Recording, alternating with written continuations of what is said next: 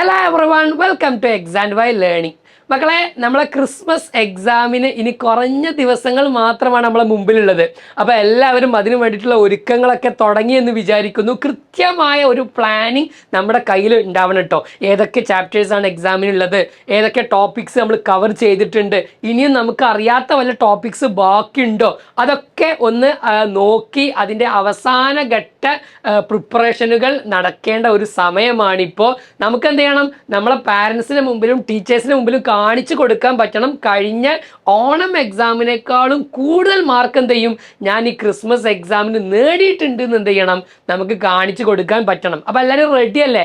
അതിനു വേണ്ടിയിട്ടുള്ള നല്ലൊരു പ്ലാനിങ് നമ്മുടെ കയ്യിൽ എന്ത് ചെയ്യണം, ഇപ്പോഴേ ഉണ്ടാവണം. ആരെങ്കിലും അങ്ങനെ ഇല്ലെങ്കിൽ ആ കാര്യങ്ങളൊക്കെ നോക്കിയിട്ട് ഇപ്പോഴേ എന്ത് ചെയ്യുക, അതിനു വേണ്ടി റെഡി ആവുക. ഓക്കെ, അപ്പോൾ ഈ പറഞ്ഞ എക്സാമിന് സ്ഥിരമായിട്ട് വരുന്ന ഏറ്റവും കൂടുതൽ ക്വസ്റ്റ്യനുകൾ വരുന്ന നമ്മൾ നിർബന്ധമായും പഠിക്കേണ്ട ചില ചാപ്റ്ററുകൾ എന്ത് ചെയ്യുന്നുണ്ട് നമ്മുടെ മുമ്പിലുണ്ട്. അതിൽ നമ്മളെ സയൻസ് എടുത്ത് നോക്കിക്കഴിഞ്ഞാൽ എപ്പോഴും കൂടുതൽ ക്വസ്റ്റ്യൻ വന്നൊരു ഏരിയയാണ് നമ്മളെ 5th ചാപ്റ്റർ ആയിട്ടുള്ള ഫുഡ് ഫോർ ഹെൽത്ത് എന്ന് പറയുന്നത്. ഇത് ശരിക്കും പറഞ്ഞാൽ നമ്മുടെ ഡെയിലി ലൈഫിലും അതോടൊപ്പം തന്നെ എക്സാമിൻ്റെ പർപ്പസ് നോക്കുകയാണെങ്കിൽ വളരെ ഇമ്പോർട്ടൻ്റ് ആയിട്ടുള്ള ഒരു ചാപ്റ്റർ കൂടിയാണ്, വളരെ യൂസ്ഫുൾ ആയിട്ടുള്ള ഒരു ചാപ്റ്ററാണ്. ഈ ചാപ്റ്റർ നമുക്ക് പഠിക്കാൻ വളരെ എളുപ്പത്തിൽ സാധിക്കും. എങ്ങനെയെന്നുള്ളത് ഞാനൊന്ന് പറഞ്ഞു തരാം. ഈ ചാപ്റ്ററിൽ ആകെ 5 ചെറിയ ടോപ്പിക്സ് ഉള്ളത്. ആ ടോപ്പിക്സ് നിങ്ങൾക്കൊക്കെ അറിയാം. ചാപ്റ്റർ ടീച്ചർ ക്ലാസ് എടുത്ത സമയത്ത് നമ്മളൊക്കെ കേട്ടതാണ്. Carbohydrate, protein, fat, vitamins and minerals. ഈ 5 വരെ കുറിച്ച് അതിലാകെ പറയുന്നുള്ളൂ. പക്ഷേ ഈ ചാപ്റ്റർ നമ്മൾ പഠിക്കുമ്പോൾ എങ്ങനെ പഠിക്കണം എന്നറിയോ? നമ്മൾ വലിയ സാധാരണ ടെക്സ്റ്റ് ബുക്കുകൾ മറിച്ച് നോക്കും, എന്നിട്ട് ഇത് ഓരോ ഈച്ച് ആൻഡ് എവറി പോയിന്റ് അങ്ങനെ വെറുതെ വായിച്ച് നോക്കുകയല്ല നമ്മൾ ചെയ്യേണ്ടത്. നമ്മൾ എക്സാം പർപ്പസിന് വേണ്ടിയിട്ട് ചെറിയ ഷോർട്ട് നോട്ട് ഉണ്ടാക്കാൻ നമുക്ക് സാധിക്കണം. ഷോർട്ട് നോട്ട് എന്നുകൊണ്ട് ഉദ്ദേശിച്ചത് എന്താ വെച്ചാൽ, ഇപ്പോൾ നമ്മൾ അതിൽ ചെയ്യേണ്ടത് എന്താ വെച്ചാൽ ഇതാ കാർബോഹൈഡ്രേറ്റ്, അതിനെക്കുറിച്ച് നമുക്ക് പഠിക്കാണ്ട്. എന്തൊക്കെ പഠിക്കാണ്ട് മക്കളെ? ഏതൊക്കെ ഫുഡിലാണ് കാർബോഹൈഡ്രേറ്റ് ഉള്ളത്, എങ്ങനെയാണ് കാർബോഹൈഡ്രേറ്റ് നമുക്ക് ഹെൽപ്പ് ചെയ്യുന്നത്, അല്ലെങ്കിൽ എന്താണ് കാർബോഹൈഡ്രേറ്റിൻ്റെ യൂസ്, കാർബോഹൈഡ്രേറ്റിനെ ഡിറ്റക്റ്റ് ചെയ്യാൻ അല്ലെങ്കിൽ ഐഡൻറ്റിഫിക്കേഷൻ ചെയ്യാനുള്ള ടെസ്റ്റ് ഏതാണ്, അല്ലേ? അയോഡിൻ ടെസ്റ്റ് കാര്യങ്ങളൊക്കെ നമ്മൾ പഠിച്ചല്ലേ.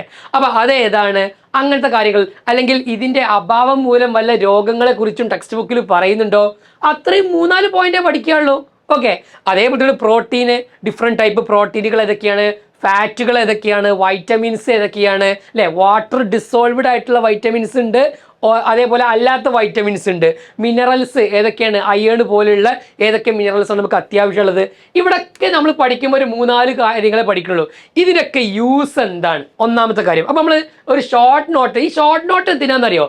പരീക്ഷൻ്റെ തലേന്ന് ഇരുന്ന് കണ്ട് നമുക്ക് ടെക്സ്റ്റ് ബുക്കിലെ ഈച്ച് ആൻഡ് എവറി പോയിന്റ് വായിക്കാൻ നമുക്ക് ടൈം കിട്ടില്ല. സ്വാഭാവികമാണ്, 3-4 ചാപ്റ്റർ നമുക്ക് കവർ ചെയ്യാനുണ്ടാകും. അപ്പോൾ ഓരോ പോയിന്റ് ടെക്സ്റ്റ് ബുക്കത്തും നോട്ട് ബുക്കത്തും എഴുതി നോക്കാനുള്ള സമയം ഉണ്ടാവില്ല. പകരം നമ്മൾ ഒരു ഷോർട്ട് നോട്ട്, ഒറ്റ ഒരു പേജിൽ ഒരു പാഠം മുഴുവൻ നമുക്ക് എഴുതി തീർക്കാൻ പറ്റിയാലോ എന്ത് സുഖമായിരിക്കും. കാണുമ്പോൾ തന്നെ നമുക്ക് എളുപ്പമാണ്. ഇതാ ഒരു പേജുള്ള ഒരു ചാപ്റ്റർ ഒറ്റയടിക്ക് നോക്കാൻ പറ്റും. വേണമെങ്കിൽ പരീക്ഷയിൽ 1 മണിക്കൂർ മുമ്പ് വരെ നമ്മൾ എഴുതിയ ആ ഷോർട്ട് നോട്ട് നോക്കി നമുക്ക് മറന്നു പോയിട്ടില്ല പോയിന്റുകൾ എന്നുള്ളത് നമുക്ക് ഉറപ്പിക്കാൻ സാധിക്കും. ഓക്കെ, മാത്രമല്ല നമ്മൾ സ്വന്തം എഴുതി നോട്ടായതുകൊണ്ട് നമ്മൾ തലയിലുണ്ടാകും. മറ്റേത് നമ്മൾ വേറെ എവിടെയെങ്കിലും ഇങ്ങനെ ടീച്ചർ ഇങ്ങനെ പറഞ്ഞത് ഇങ്ങനെ വെറുതെ ഇങ്ങനെ എഴുതിയെടുത്താൽ അത് മനസ്സിൽ കയറിയിട്ട് ഉണ്ടാവണം നിർബന്ധമില്ല, അല്ലേ? അപ്പോൾ ഈ ഷോർട്ട് നോട്ട് എഴുതുമ്പോൾ നിങ്ങളിതാ ഇതേപോലെ എന്ത് ചെയ്യുക അറിയോ?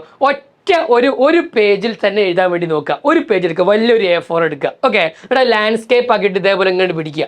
എന്നിട്ടോ അതിൻ്റെ ഏറ്റവും ലെഫ്റ്റ് സൈഡിൽ കാർബോഹൈഡ്രേറ്റ് എഴുതുക. ഓക്കെ, എന്നിട്ട് നമുക്കറിയാലോ എന്തൊക്കെയാണ്. ഒന്ന്, എന്തിനാണ് കാർബോഹൈഡ്രേറ്റ് യൂസ് ചെയ്യുന്നത്, അതിൻ്റെ ഉപകാരം എന്താണ്, അല്ലേ? അപ്പോൾ എനർജി കിട്ടുന്നു, അല്ലേ? അതേപോലെ തന്നെ പ്രോട്ടീൻസ്, അതിൻ്റെ ഫങ്ഷൻ എന്താണ്, ഫാറ്റ്, വൈറ്റമിൻ, മിനറൽ. അപ്പോൾ ആദ്യത്തെ പോയിന്റ് അതിൻ്റെ ആ ഫങ്ഷനുകൾ മാത്രം.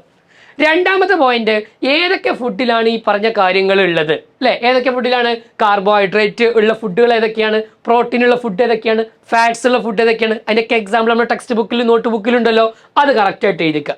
മൂന്നാമത്തെ പോയിന്റ് ആയിട്ട് ഈ പറഞ്ഞ ഓരോ ന്യൂട്രിയൻസും അത് ഇല്ലെങ്കിൽ അല്ലെങ്കിൽ അതിൻ്റെ അഭാവം മൂലമുണ്ടാകുന്ന രോഗങ്ങൾ വല്ലതും പറയുന്നുണ്ടെങ്കിൽ അത് പ്രത്യേകം നോട്ട് ചെയ്യും. ഇപ്പം നമ്മൾ ക്വാഷിയോർക്കറിനെ കുറിച്ച് സ്ഥിരം എക്സാമിൽ വരാറുണ്ട്, അല്ലേ? ആ രോഗത്തെക്കുറിച്ച്, ഡിസീസിനെ കുറിച്ച് എന്ത് ചെയ്യാം, അത് വേണമെങ്കിൽ ആഡ് ചെയ്യാം. നാലാമതൊന്ന്, ഇതിനൊക്കെ ഐഡന്റിഫിക്കേഷൻ ടെസ്റ്റ് ഉണ്ടാവും, അല്ലേ? അയോഡിൻ ടെസ്റ്റ് പോലെയുള്ള ചില ടെസ്റ്റുകൾ പറയുന്നുണ്ടായിരുന്നു. ഈ പറഞ്ഞ കാർബോഹൈഡ്രേറ്റ് ഒരു സബ്സ്റ്റൻസിൽ ഒരു ഫുഡിൽ ഉണ്ട് എന്ന് അറിയാൻ വേണ്ടിയുള്ള ടെസ്റ്റ്, പ്രോട്ടീൻ ഉണ്ടെന്ന് അറിയാൻ ടെസ്റ്റ്, ഫാറ്റ്സ് ഉണ്ടെന്ന് അറിയാൻ ടെസ്റ്റ്. വൈറ്റമിൻസ് നമ്മൾ പറയുമ്പോൾ വാട്ടർ ഡിസോൾവിങ് വൈറ്റമിൻസ് ഉണ്ട്, അല്ലാത്തതുണ്ട് അല്ലേ. അതിനൊക്കെ എന്തെങ്കിലും ഒരു ഷോർട്ട് ട്രിക്കോ അല്ലെങ്കിൽ എന്തെങ്കിലും പോയിന്റ് ആയിട്ടോ ജസ്റ്റ് ഒരു ഒറ്റ പോയിന്റിൽ 1 2 ഇങ്ങനെ ഡോട്ട് ഇട്ടുകൊണ്ട് നമുക്ക് എന്ത് ചെയ്യണം, ആ പോയിന്റ് ഡാഷ് ഡാഷ് എന്ന് എഴുതി വെക്കാൻ നമുക്ക് എന്ത് ചെയ്യണം, ഓരോന്നിൻ്റെ താഴെയും എഴുതി വെക്കാൻ നമുക്ക് എന്ത് ചെയ്യണം, സാധിക്കേണ്ടതുണ്ട്. ഇങ്ങനെ കാണുമ്പോൾ നോക്കിക്കേ, ഒരു ചാപ്റ്റർ മുഴുവൻ ഒരു പേജിലുണ്ടാകും. ഓക്കെ, അപ്പോൾ നമുക്ക് എക്സാമിൻ്റെ തലേന്ന് വരെ വളരെ എളുപ്പത്തിൽ നമ്മൾ പഠിച്ചു വെച്ച കാര്യങ്ങളെ നമുക്ക് റിവൈസ് ചെയ്യാൻ സാധിക്കും. ആ രൂപത്തിൽ എന്ത് ചെയ്യുക, നമ്മുടെ ഷോർട്ട് നോട്ടുകളെ നിങ്ങൾ ഇപ്പോഴേ ഉണ്ടാക്കി തുടങ്ങുക. എങ്കിൽ ഈ ഒരു ക്രിസ്മസ് എക്സാമിന് നമ്മുടെ ക്ലാസ്സിൽ ഏറ്റവും ടോപ്പറായിട്ട് മാറാൻ നമുക്ക് എന്ത് ചെയ്യണം, സാധിക്കേണ്ടതുണ്ട്. അതിനും വേണ്ട സയൻസിനും മാത്സിനും വേണ്ട എല്ലാ ഹെൽപ്പുമായിട്ട് നമ്മുടെ എക്സാം വൈയുടെ ചാനൽ നിങ്ങളുണ്ട്. നമ്മുടെ കൂട്ടുകാർക്കൊക്കെ ഒന്ന് പരിചയപ്പെടുത്തി കൊടുക്കുക. അവർക്ക് കൂടി എന്ത് ചെയ്യട്ടെ, ഇത് ഉപകാരപ്പെടട്ടെ. അപ്പോൾ നമുക്ക് എന്ത് ചെയ്യാം, മറ്റൊരു വീഡിയോയിൽ വീണ്ടും കാണാം. Thank you.